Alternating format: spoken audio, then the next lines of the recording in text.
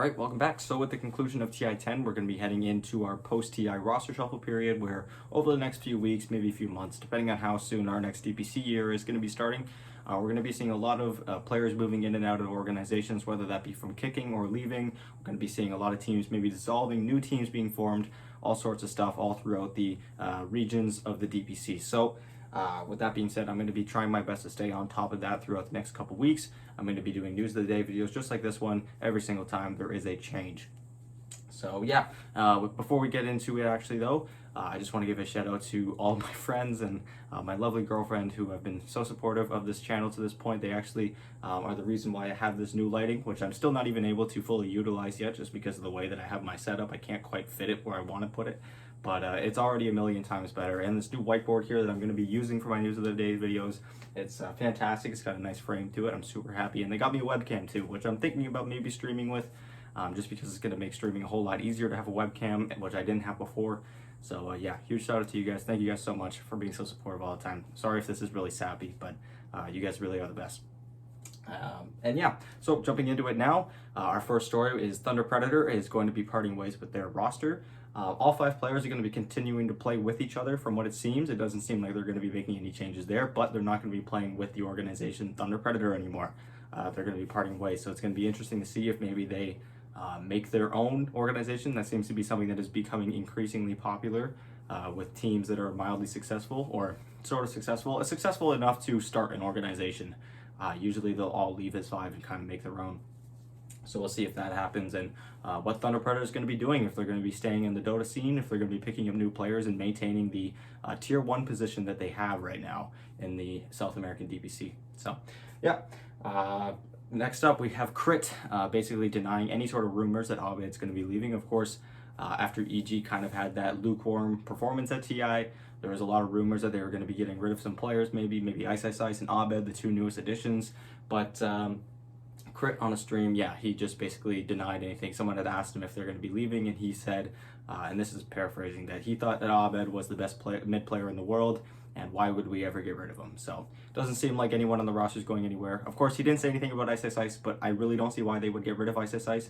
I think if anything, it would be him leaving, just because accusations had a fantastic year. He was probably one of the most, if not the most valuable player on the team throughout this whole year. His just ability to mess with other teams' drafts against them, especially since Broodmother was so popular throughout most of the year, it made it really hard to draft against accusations in particular, just because 1, he could play so many different heroes, and 2, he can play a lot of those cheese heroes like Broodmother, like Viper off lane, and etc. So I think EG is going to be holding their roster together, which I'm really happy about because they did have a really good year.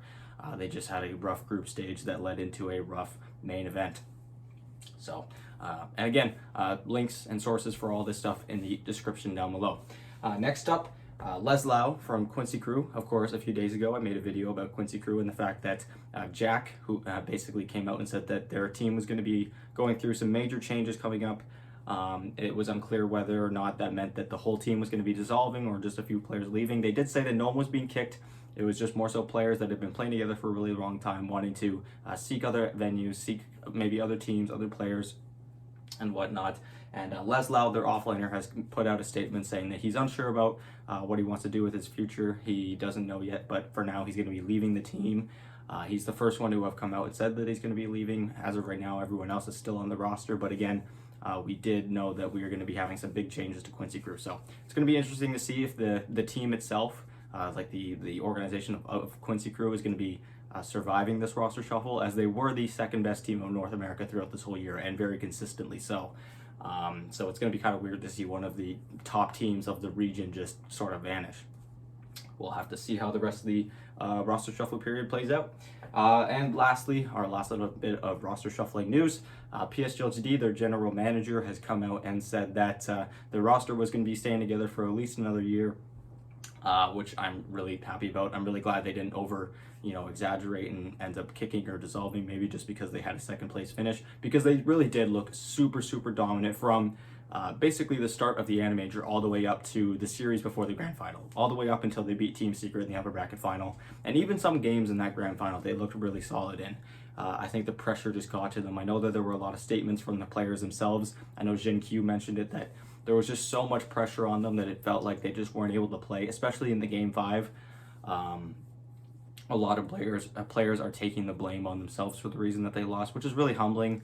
But of course, you know, it was just a lot of pressure to be playing against a team that has no pressure at all. Team Spirit was coming in as the underdog. If they had lost, it would have not been disappointing really for anyone, because they were supposed to lose, but then they came in and won anyway. So yeah, PSG.LGD staying together for another year, which I'm glad about, because again, one of the most powerful teams in Dota, and it'd be a real shame to see them just over-exaggerate with how badly they need to change things after that one series loss, even though it was a very important series.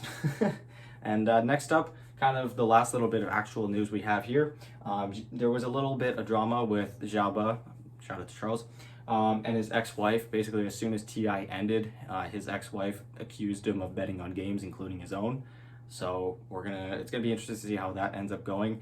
There are a lot of people that are defending Xiao8, saying that a lot of the evidence that she's using is faked and that she's just doing this for money, which, you know, based on the relationship that these two seem to be having and the fact that they've been fighting for a long time now. A few years ago, she accused him of being unfaithful, which maybe is the reason why they divorced. I am not as familiar with the situation or whatnot, nor do I want to get too involved in it. But there's basically a lot of people that are really skeptical about her accusations and are doing their best to try and debunk it here. But there has not been a statement yet from Xiao8, so we'll have to see how that goes. And finally, our last little bit of news. TI10, with it now being complete, we actually broke some new viewing records for TI and just in esports in general. When it comes to hours watched, TI10 is now the 3rd most watched esports tournament of all time.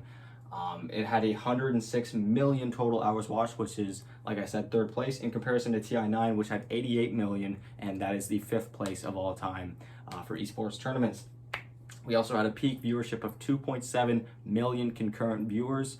That is the most of any TI to this point, in comparison to TI9, which had 1.9 million, TI8 with 1.2 million, and TI7 with 925,000 concurrent viewers. So a huge increase in viewership over the years, as we started with less than 1 million at TI7 and we're now nearly up to 3 million viewers. So even though maybe the player base is getting a little bit smaller year after year, the viewership is higher than ever, and it just goes to show just how amazing watching Dota 2 is. And I'm really hoping that we just have more and more competitive Dota to come. But yeah, that's gonna do it. Thank you guys so much for watching. Again, I'm gonna be doing news of the day videos as often as I can. As often as there is news, I'm gonna be on top of it. So thank you guys so much for watching, and I will talk to you guys probably tomorrow with another news of the day video.